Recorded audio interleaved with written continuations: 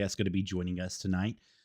None other than the Georgia legend himself, one of professional wrestling's wayward sons and unsung hero, the legend that has never had anyone kick out of the 12 gauge, and one of the best promoters in professional wrestling and all of Georgia. Currently, Mr. Rocky Shaw is going to be here, and I'm going to tell you, it's going to be a great ride for you guys. And before we get there, we're going to head over to the live scene first, and I'm going to show you right here on Facebook, the 12 gauge Rocky Shaw is the place where you want to go to follow this man.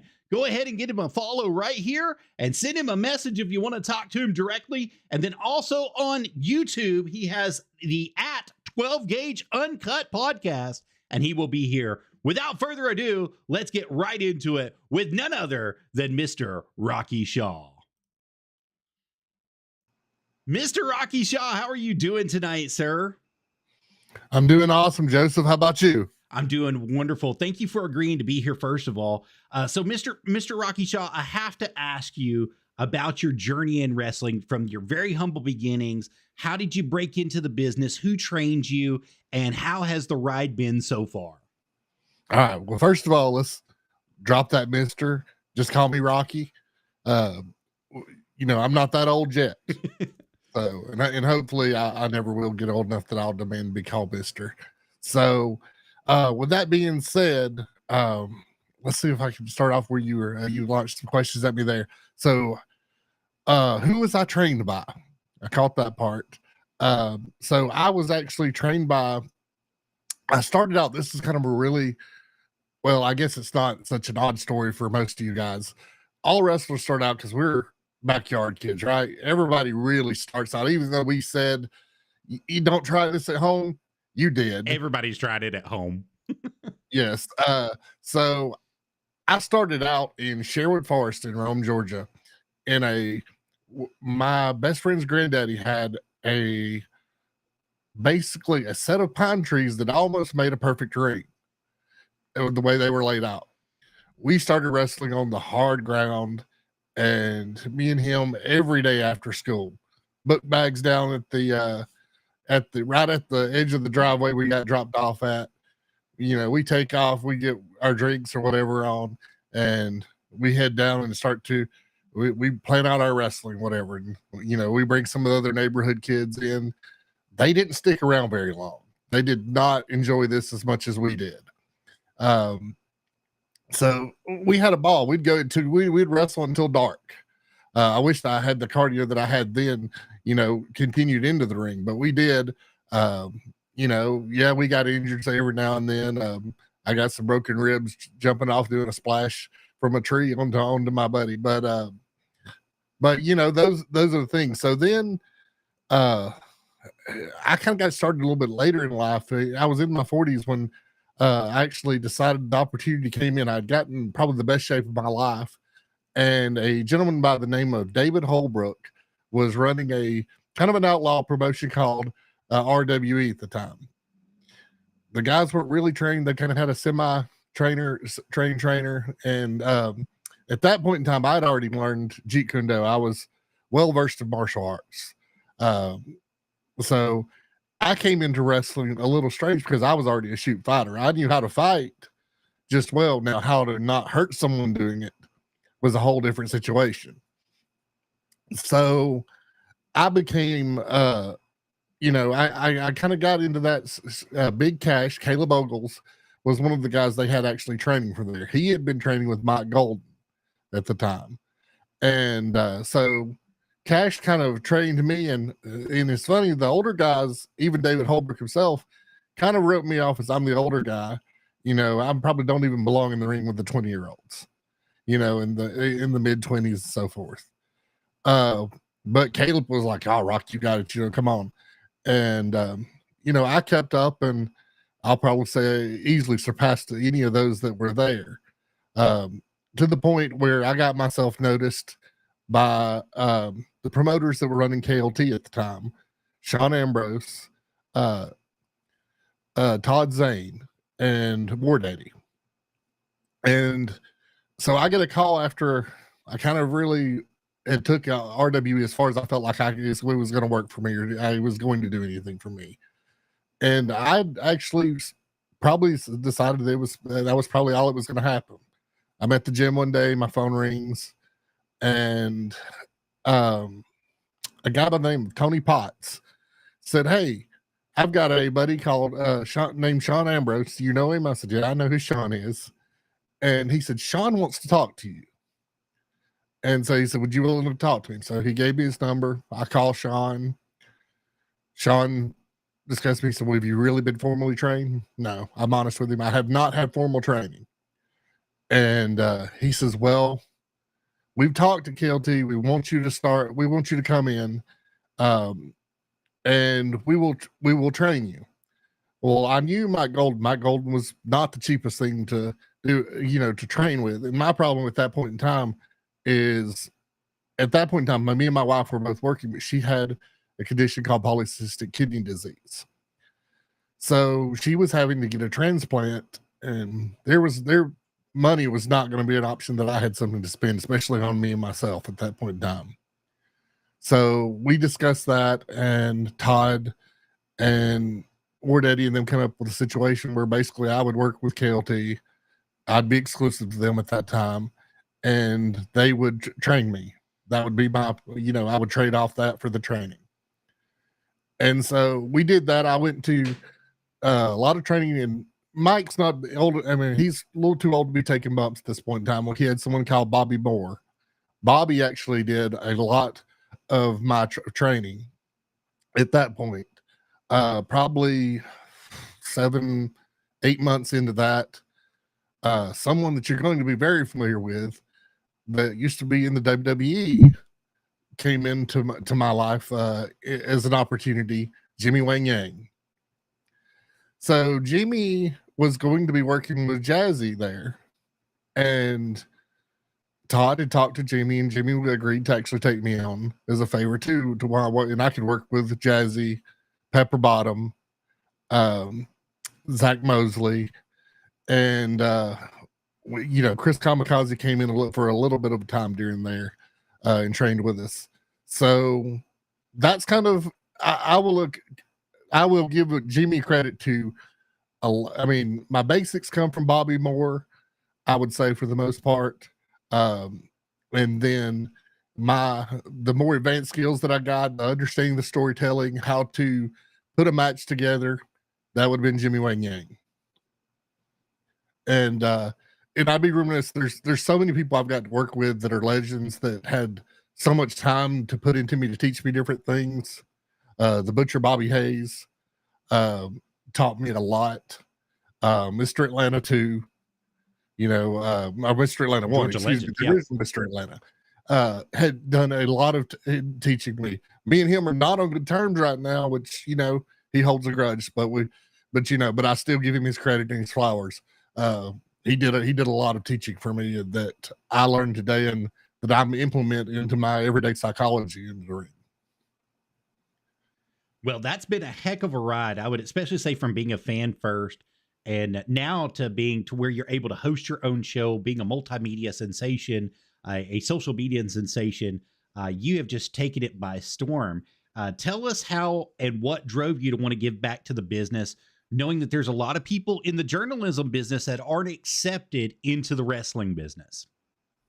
Man, that's not even a small joke. To be honest, like even now, I get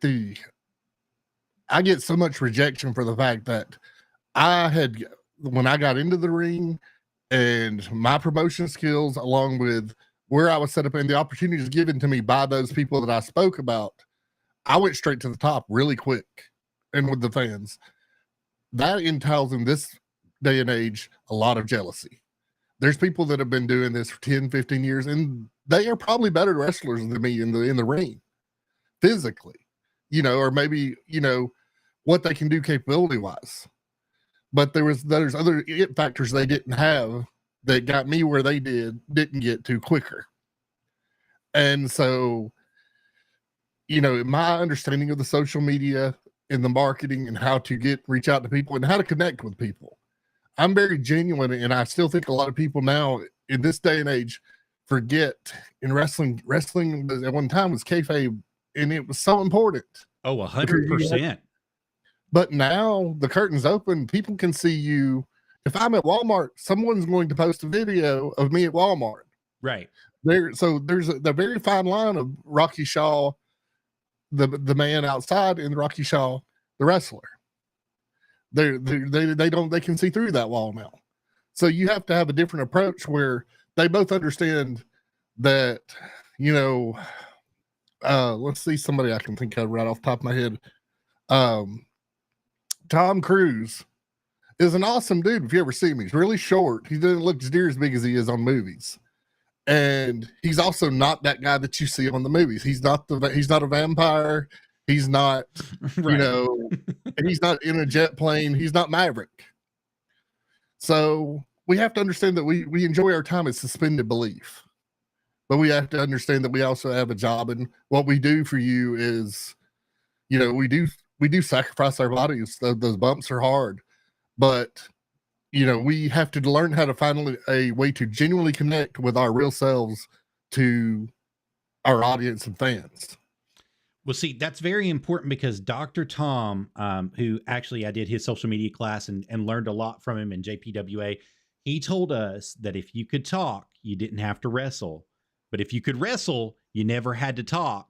But if you could do both, you would always have a job. And that's always stuck with me. And I say that quite a bit. I run that quite a bit across this. Is in journalism. So I told you I started with Dr. Tom, got that route out there, and I'm going to tell you, we moved to the CW. We were trying to get on the CW with Harley Race's World League at the time, trying to get him in Houston, and it just worked out a miracle that we worked into the business the way that we worked into, but we were greeted with so much hate and so much distraughtness.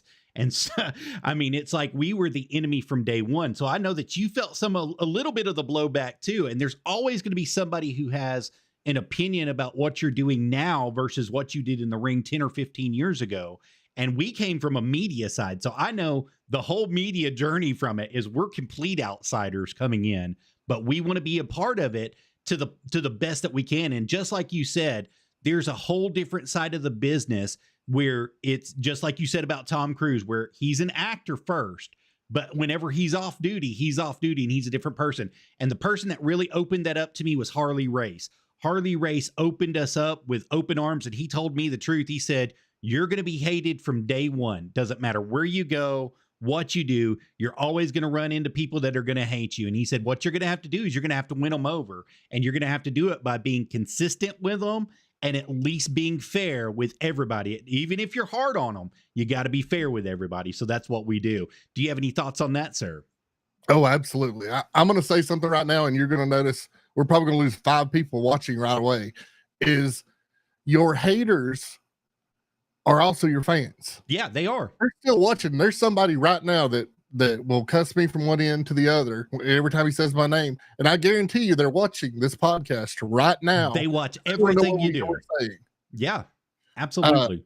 So I take that as a plus. I'm like, hey, whether they're booing me or they're cheering me, they're still watching me. That's right. That's absolutely right. And so, yeah, absolutely. You can't, in this business, you can't win. You can't be, and in my social media thing, I just cut a podcast that will go live next week on that, is stop trying to be a people pleaser. Well, Mr. Shaw, earlier in the week, you cut a podcast talking about how you met Sting and also how you met Harley Race for the first time, and how it was very important that Sting took you in and under his wing and brought you to his car and signed for him. Would you like to discuss that a little bit? The reason I'm saying that is because there's a lot of people that are in the wrestling business that don't realize that just one little act could turn an entire generation on or off from being a fan of theirs. Yes, absolutely. I'll give you two sides to that story. First of all, I'll give you the Sting one was obviously me and my best friend Jeremy went to Dillard's music park. And it was in Rome, Georgia. That was at one time the legendary place that all wrestling happened. Well, we went through, and at the end of the event was trying to get autographs. And the first person we see was the babyface walking out from around the area, but he come across, he had a towel around him, was Davey Boy Smith. Davey Boy was not friendly. He was very rude. and told us to get the hell away from him. And when we asked for an autograph, we were both just, wow, shocked, because this is, one of our heroes, a babyface that everybody cheered for. And he just shot us down completely. And we were kind of reeling. And that's when we heard the voice pop and say, hey guys, I'm about to go to my car. If y'all like to come out and talk to me, I'll give you some autographs. Turn around. Sting has his face paint off, but that's that blonde hair and the rat tail. We know exactly who it is. And so immediately we were out of the shock of Davey Boy and done with it. We were ready to go. And Sting slides up on the car, very 80s style. He slides up on the hood of his car and puts his feet up, window, back and get propped against the window, taking his pen, signing the autographs and everything. But then he's asking us questions too. Is this your first wrestling event? How long have you been watching wrestling? Who's your favorite wrestlers? And we tell him that, we want to be wrestlers. And, he doesn't crush that thought or, anything else. And he's very, we're young. So he doesn't need to, tell us how it has to happen at this point in time. But, he was very encouraging, was a great guy. And he left a lasting impression on us. That was one of the reasons that I ever still pursued wrestling and to begin with the end.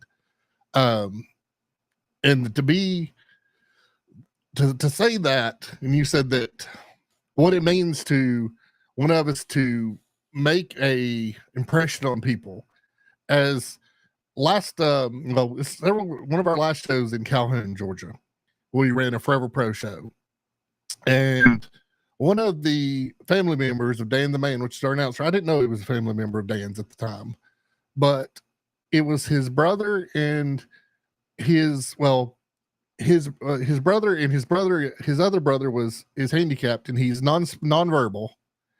And he was sitting there, and I saw him watching the wrestling, and he seemed, excited about it as far as I could tell. But in my heart, I felt like, this kid is at a wrestling event and he don't have a wrestling shirt or any merch. So I tap his brother on the arm and I said, excuse me, sir, do you mind? Can I give him a t-shirt? And he was like, yeah, that would be great if you would do that. And I said, yeah, absolutely. And so I said, what size is it? So I get his size.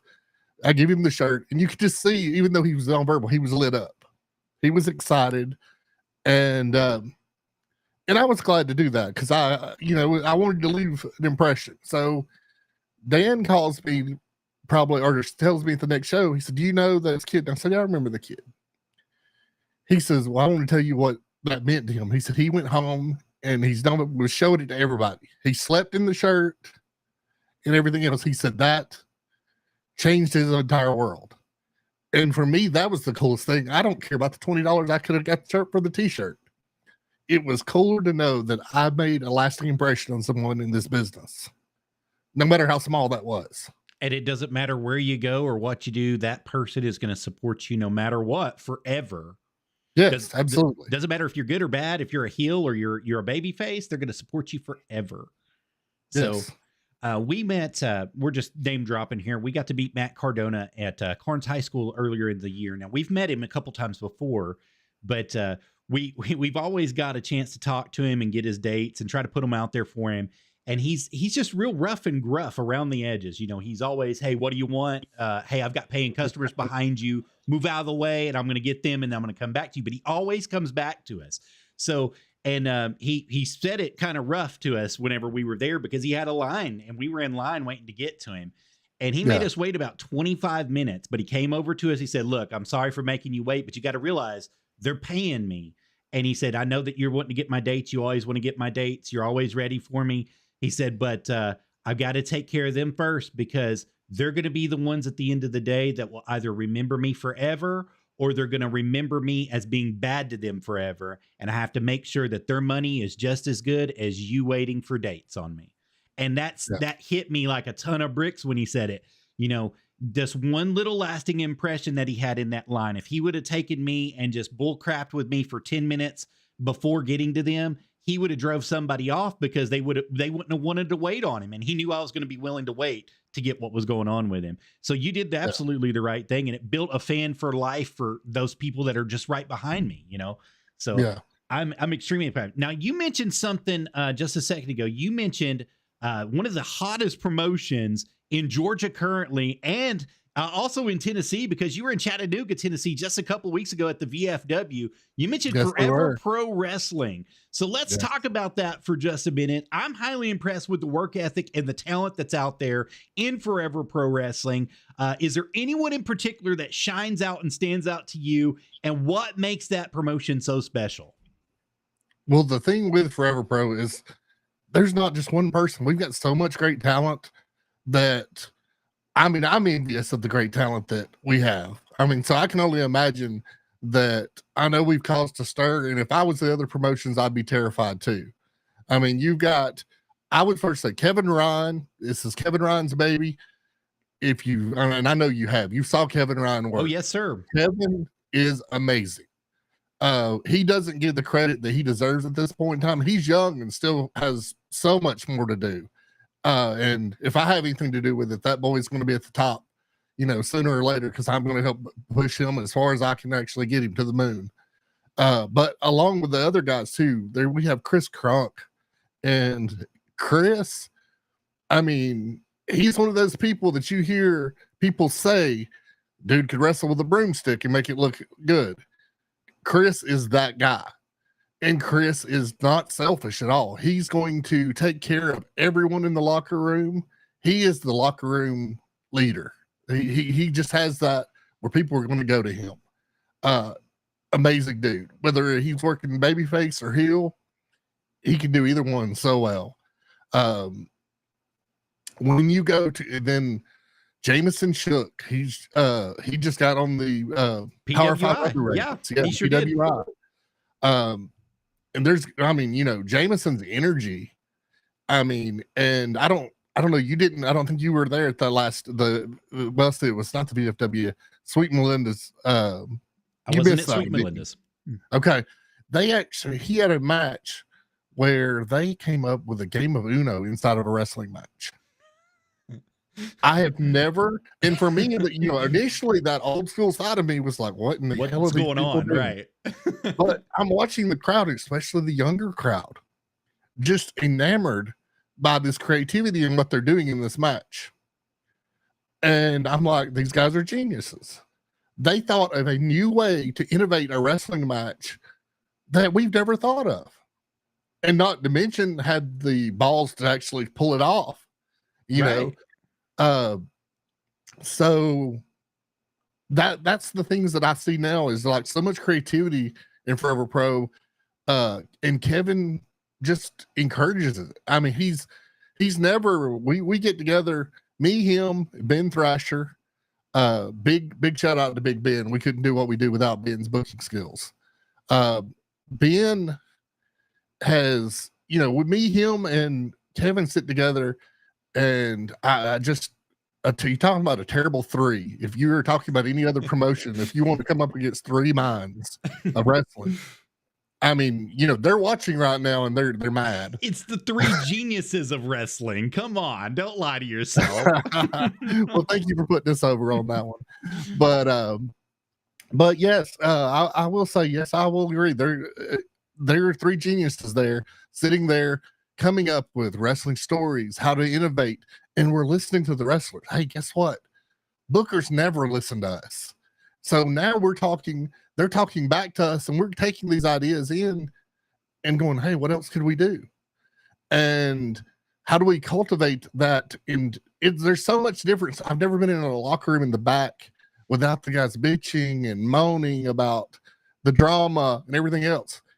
Everyone else out there shakes my hand. We talk. We say, hey, anything you can do? They ask about, you know, what they can do to help out. They have ideas, and they're willing to, and they know that we're willing to open them. I'm not going to just turn around and go, shut up. You know, I don't want to hear your ideas. I know everything. But that's not the environment we have. So this is I mean, to be honest, before this, I was pretty much ready to be done with wrestling because of all the drama and the disheartening there. Well, you've kind of hit it on the head. There's a lot of promotions that are just nothing but drama, and it's from the top down. It's not, and I'm not trying to be the evil man in professional wrestling. Don't take me that way. But there is something wrong when it's all drama all the time. You have to fix whatever is going on and make it work. And I know there's personalities, there's conflicts, there's egos, there's things you deal with on a daily basis that you're just going to have to deal with. Some people you're just not going to like. You're going to have to work with. You're going to have to either work in ring or out of ring with them. You're going to have to just do things you don't like sometimes. But whenever you have the ability to listen to your talent, not only listen to them, but accept what they're saying and try to put it over, it makes something special. I think that's why what I'm about to ask you is very important. Where do you think the aspirations for Forever Pro are really going to go? Because I see it as becoming one of the leading promotions over not only the Southeast, but over America in general, if it can get to that point. Oh, I definitely think if the stars line up right, it's about, there's a lot of things to do with money, the economy, and the fans. The fans ultimately choose, of who has the best product.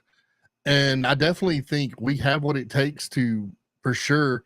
It's kind of makes me nervous because I think I was up for definitely North Georgia. There's no one that can, and I'm sorry, guys, I don't mean to sound conceited, but there's no one on our level. The talent that we have before us, my marketing knowledge is Ben's booking, prowess. Dude, I mean, the sky's the limit right now. The only enemies we have would be ourselves. I mean, in wrestling is if we don't manage ourselves and our egos together properly. Because we all know wrestlers have egos, and so do bookers and yes, sir, everything else. But that's really the hardest part for us, and I don't think that's been a problem. Me, Kevin, and Ben, we get along far better than we actually should. That's a big thing in this industry, though, is being able to work with people that normally you wouldn't be able to work with. And as far as moving forward, you made a big claim there. And I have to say, I would have to back it up at this point because of how I saw what was going on, the talent that you took inside the locker room. We stayed until after the show. We watched Teardown. We watched how people were reacting with each other. And you don't see that type of an environment normally from anybody at any show. It was like they were ready to get it on, get it over with, and get paid and move on. And it was a fantastic thing for Forever Pro. And I've got to put them up on that pedestal because normally at the end of the shows, whenever you go and see people getting paid, it's, I wish I could have done this, or you should have listened to me, or there's all sorts of bickering going on in the back about stuff. There was none of that went on. So I have to give you that. Whoever is, like you said, it was Chris Crunk that was the locker room leader. He's taking it serious because there was none of that going on. And that makes a huge difference inside professional wrestling. Makes a huge difference in any work environment, but especially in professional wrestling. You know how cutthroat it is. You know how very backstabbing the industry can be. And that's putting it lightly. I mean, that's really putting it lightly. So for you all to have a promotion where all three of you are working together, working with your talent together, booking your talent properly, making sure that their ideas are heard, making sure that people understand the storylines that are coming through, and you're doing it for a reasonable price so that the fans can get in, be able to hear it and go through. I have to commend you guys. One of my favorite wrestlers you had there at the VFW a couple weeks ago, Cabana Man Dan.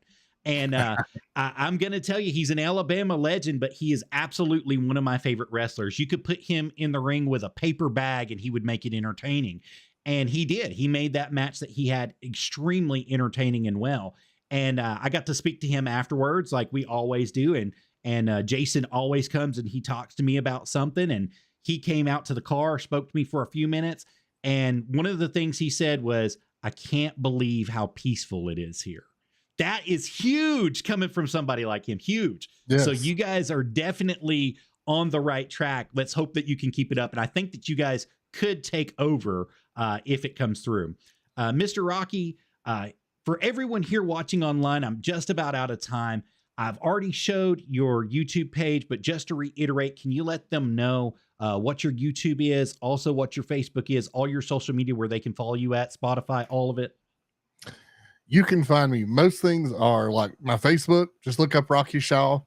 You're this pretty mug is going to probably be somewhere on there. You'll know it'll be easy. The 12 gauge is kind of easy to find.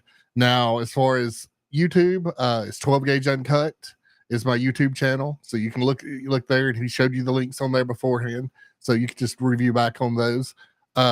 Almost everything else, social media wise, is just Rocky Shaw.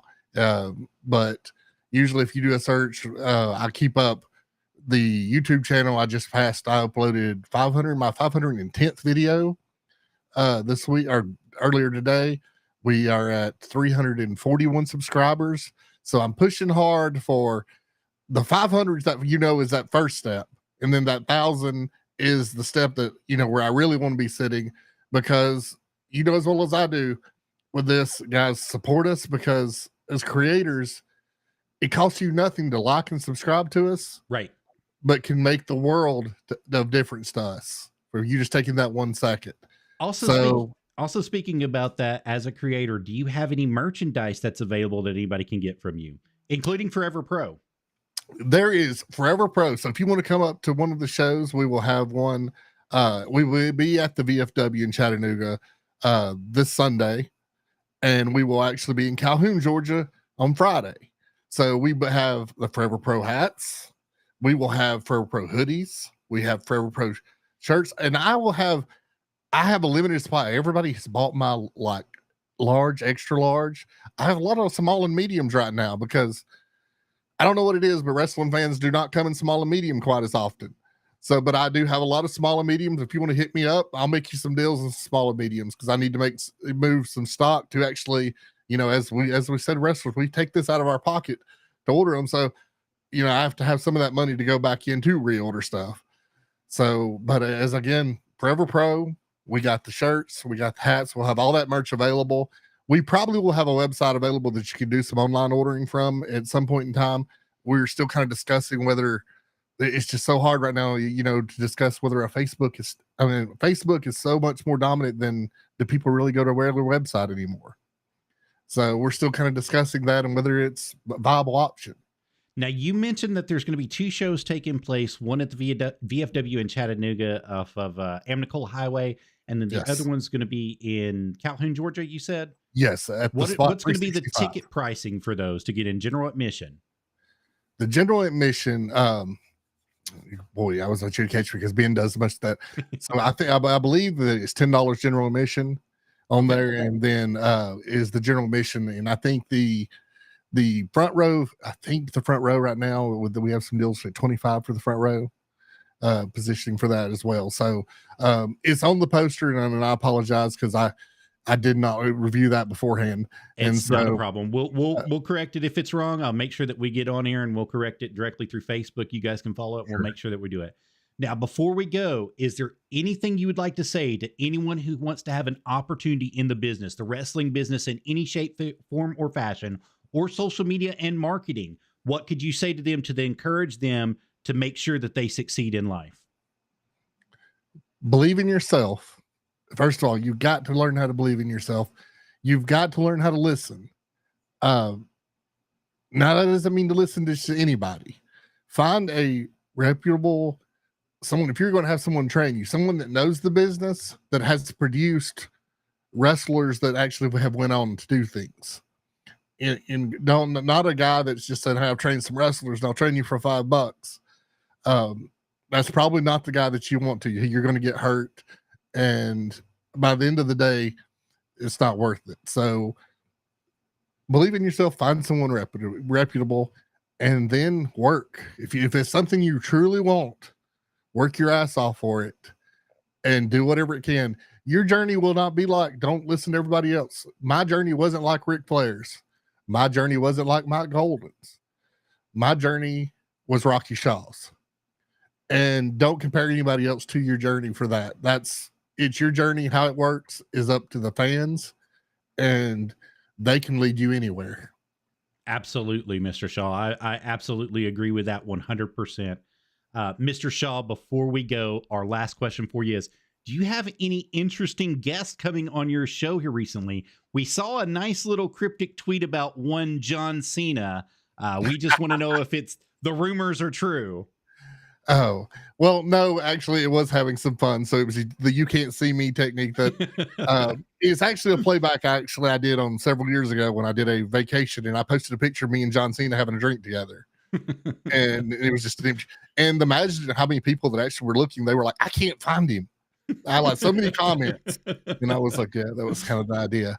But no, at the moment, me and Kevin are probably going to do some more things. I do have a lot of people lined up. I want to get Jameson Shook and Chris Crunk on here very soon. I am trying to pin down. I'd love to get Chip Day on here. Okay. So we all of us have talked. They've agreed. It's just getting our schedules together. Yeah. That's the hardest thing in professional wrestling is getting your schedules together and trying to make sure that it works. Yes, and for mine, it's a little more difficult because if I can do it, I prefer having someone here with me. I like to do it in person because the chemistry, the chemistry is just it's a lot better. And that's my plans if we can make it happen. But we'll see what we can do. Absolutely. Well, thank you very much for taking the time out today to come on our show, Wrestle Talk with Rabid Beaver. Rocky Shaw, the 12 gauge himself from 12 Gauge Uncut. I appreciate you being here. It means the world to us that you took time out of your day to be here. I'd also like to thank the fans today for coming in and viewing this all over social media, whether you were on Facebook, Spotify, YouTube, if you guys are on Instagram, you guys are on Twitter, you guys are on Kick, Trovo, wherever you guys came in at. Thank you guys so much for being here. The radio version of this will be out later tonight, but it will not be updated on YouTube or Spotify until tomorrow morning. But we will definitely get that out for you to let you guys know. And we'll tag you in it, Mr. Shaw, as well. Awesome, and before you guys go, remember that we have merchandise that is always for sale as well. I want to tag each and every one of you guys in it. You can go over to www.streamlabs.com/Arabbidb3aver, just like it's spelled in the green here. And you can see we've got our Wrestle Talk merch, we've got our Camel Toe Adventures merch, and we've got our Nerdy Gaming with Arabbidb3aver merch all up and direct right there. There is shipping and handling that is sold directly into it. We are third party through North Carolina, so we have to do shipping and handling with it. That's going to be an extra charge on top, but we do not make more than $5 on any item that is sold out of our store. We do that so we can keep the cost down for you and make sure that you guys are available. And until next time, thank you all for coming here to Wrestle Talk with Arabbidb3aver, and we'll see you